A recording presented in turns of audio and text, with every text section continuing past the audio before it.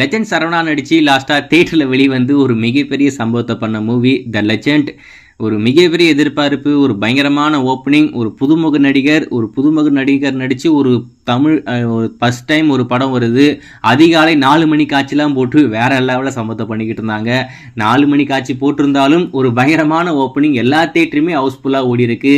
கிட்டத்தட்ட உலக அளவில் 9 கோடி ரூபாய் அந்த படம் வசூல் வந்திருக்கு. அதுக்குன்னு அந்த படம் ஹிட்டான்னு கேட்டுறாதீங்க, அந்த படம் ஃப்ளாப்பு தான். அவங்க போஸ்டர் ஓட்டின காசு தான் அவங்களுக்கு ரிட்டர்ன் வந்திருக்குமே தவிர அவங்க படத்துக்கு செலவு பண்ண காசு அவங்களுக்கு கண்டிப்பாக திருப்பி வந்திருக்காது.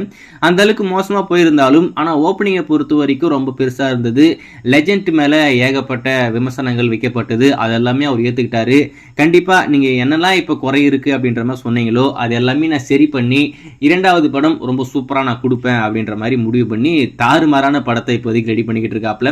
துரை செந்தில்குமார் ரீசெண்டா சூரிய வச்சு ஒரு தரமான சம்பவத்தை பண்ணியிருக்காரு, கருடன் அப்படி சொல்லிட்டு.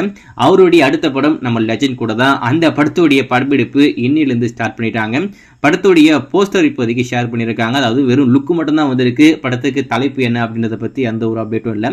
லுக்கை பார்த்தீங்கன்னா மனுஷன் வேற மாதிரி இருக்காப்புல. அதாவது யாருன்னா கண்ணு தெரியாதவங்க, ஏன்னா தூர கண்ணு இருக்கிறவங்க பார்த்தாங்கன்னா நிவின் பாலியா அப்படின்ற மாதிரி கேட்பாங்க. நம்ம லெஜெண்டை வேற மாதிரி மாற்றி அவருடைய லுக்கே இப்போதைக்கு ரொம்ப சூப்பராக இருக்கு. நடிப்பு பயிற்சிக்கெல்லாம் போயிட்டு சில பல நடிப்புகள், அதாவது அந்த மூஞ்சில எந்த ஒரு ரியாக்ஷனுமே இல்லாத இருக்கும், அதெல்லாமே அவர் கற்றுக்கிட்டு இந்த படத்துக்காகவே ஒரு மெனக்கெட்டு ஒரு மிகப்பெரிய வெற்றி கொடுத்துடணும் அப்படின்னு சொல்லிட்டு முடிவு பண்ணி இந்த படத்தை இப்போதைக்கு ஸ்டார்ட் பண்ணிட்டாப்ல. லெஜெண்டோடைய அடுத்த படம் எப்போ வரும் அப்படின்னு சொல்லிட்டு அவருடைய ஃபேன்ஸ் எல்லாரும் வெறிகுண்டு காத்துக்கிட்டு இருப்பீங்க. இன்னையிலிருந்து அந்த படத்துடைய படப்பிடிப்பு இப்போதைக்கு ஸ்டார்ட் பண்ணிட்டாப்ல.